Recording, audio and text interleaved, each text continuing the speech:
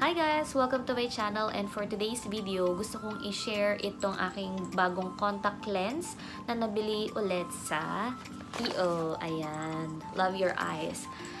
Since yun nga, nagpe-prepare ako ngayon dahil may attendan kaming occasion, I decided na i-vlog na rin to para makita ninyo kung ano yung magiging itsura or kalalabasan sa eyes ko kapag in-apply or nilagay ko na ito. So, bale, nag-decide ako na since yung mga previous video ko kasi puro colored contact lens, ngayon, magki-clear contact lens naman tayo. So, ayan. Bali, nag-iba na pala yung grado ng eyes ko. 125 sa right, and then sa left naman is 150. So, dito pa lang guys, kung parehas tayong magkaiba ng grado sa eyes, make sure lang na hindi magpapalit kasi kapag nagpalit, wala namang masama.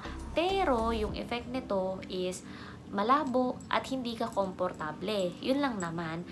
So, for now, ito yung aking naging receipt. Tapos, yung binili ko kasing cleared contact lens is good for 1 month and good for the, for dry eyes. Ayan. So, ito, I think, around 280 pesos for 1 month.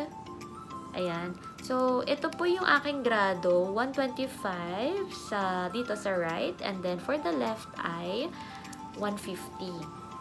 So, before kasi, kapag same yung grado ko, kahit nagpapalit, okay lang. Ngayon, hindi na po pwede. Ayan. Tapos, yung itsura, syempre, hindi natin makikita kasi nga, cleared nga siya. O, parang wala lang, diba? Pero may nabili kasi ako dati, good for 1 year. Ang packaging naman niya is ganito. Ayan, nakabote po siya. Tapos, ayan, sealed naman po ito. At tapos, ganito yung makikita ninyo. 100 pa dati. So, meron na ako nito. Hindi ko lang talaga na-videohan. Pero this time, syempre, bibidyohan ko na yan. Ipapakita ko sa inyo yung itsura na agad. Kung mapapansin ninyo, parang wala talaga siya. Kaya magiging careful kayo kapag gagamit kayo ng cleared contact lens. Kasi, yung water ng contact lens at yung contact lens mismo, pag hindi mo siya madalas ma-identify kasi parang wala lang talaga kasi literal na clear talaga. I-double check nyo na lang kapag may nakikita kayong something na kumikinang doon sa solution, ibig sabihin nandun pa. Tapos pwede nyo naman siyang hawakan. Pero minsan kasi yung paghawak natin, tapos tingnan natin wala sa kamay, nakadikit lang po siya. Ayan, ipapakita ko muna sa inyo. Yan yon. Kung makikita ninyo sa screen ninyo. So, ganyan po yung itsura. Diba? Clear na clear po talaga. Ayan. Pero ipapakita ko naman po sa inyo yung itsura talaga. Ayan. Kung mapapansin niyo sa video, na-identify naman talaga siya. Pero kapag actual kasi, iba. So, ito papakita ko sa inyo. Since di ko na rin kasi ito gagamitin dahil yun na nga, iba na po yung grado ng mata ko. Kaya papakita ko sa inyo. O, eto, nakuha ko na. Kung napapansin ninyo. Ayan, wait lang. Medyo, tricky. So, ito po yung cleared contact lens. Ayan. Yan. Nakadikit. So,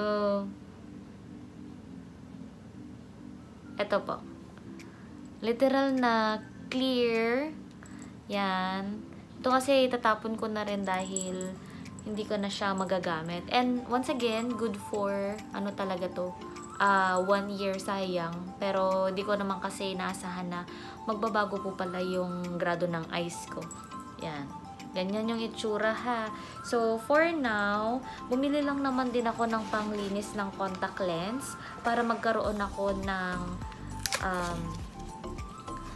tawag dito, ng lagayan, bagong lagayan para sa graded contact lens ko for the clear. Yung mga colored ko, hindi ko na talaga nagagamit. Madalas kasi one-time use.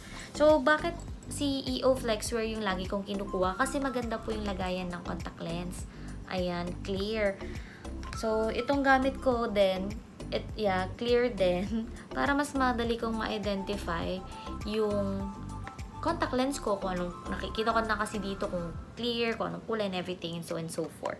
Ayan. Ito, again, panlinis lang siya. Tapos, meron din naman akong eye drops from Visualities. Ayan. Pero, sa kagaya ko na dry eyes, mas better itong artificial tears formula. Nakaka-help talaga siya. Ito naman guys, panglinis ko and pambabad sa mga contact lens. Para kapag in-apply ko sa aking eyes, very comfortable siya. At the same time, wala kang mafe-feel na irritation and also yung redness. Kasi itong clear contact lens guys, napaka-lambot at the same time. Basta malambot and magaan kasi siya sa eyes, itong clear contact lens. Kaysa sa colored. May mga colored contact lens naman na magaan din naman i-apply sa eyes. For now, di ba, ang daldal ko na, ang gagawin ko is i-cleanse na natin yung aking gagamitin para po ma-check ninyo kung paano yung itsura. At sa mga naghahanap kasi ng mga natural looking, mas better na lang si clear contact lens. Ayan. Yes po, si clear contact lens talaga yung aking recommended kung ayaw mong halatang may contact lens ka, ganyan. So, mas better yun. Okay? So, for now, ang gagawin ko is, syempre, ayan.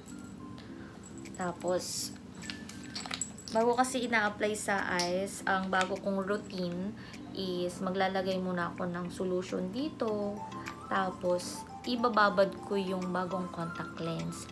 Kasi dati, 'di ba, kung mapapanood mapapanood niyo yung mga previous video ko, pag minsan nagbababad ako, tapos minsan diretso na. Ayan, kasi nakababad na rin naman siya sa solution. So ganito, guys. Madalas, ayan, very easy to open naman ito. Ayan. Diba? Dahan-dahan kasi, ayan, nadukot ko na. Bilang halata. Yan yon. Di ba, ang gulo-gulo ng vlog ko na to. Ito po. Okay. Ayan. See? See? Tapos, very fragile. Kaya, lagi niyong iingatan kapag gagamit po kayo ng contact lens. Ayan. Okay? So, for now, dahan-dahan at make sure na nilalagay nyo po kasi sa lagayan. Ayan. Ito, mas kita yung kulay kasi parang may pagka-bluish. And then, next, asan na yung pangalawa? Ayan. Oh, lalagyan ko ng code kasi right eye po yung aking 125. Ayan, 'di ba? Kailangan nating maging mapanuri at mapagmatsyag. So, left 150. Pinalagay ko na kasi makakalimutin ako. Tapos, meron po pala akong astigmatism na 0.25. So, ito walang astigmatism to. Okay naman at di naman ako kinorek kung graded lang, na-graded lang yung aking kukunin. Ayan. Wala na tong astigmatism. Kasi mababa lang din naman. Make sure pag i-apply natin sa eyes, malinis yung kamay natin. Basta yan, nayupi. Hindi masyadong halata. Kasi left ko, yan.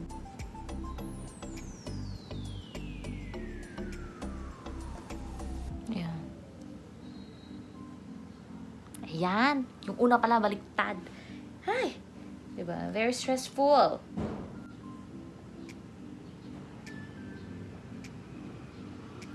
Yan. Ganun lang.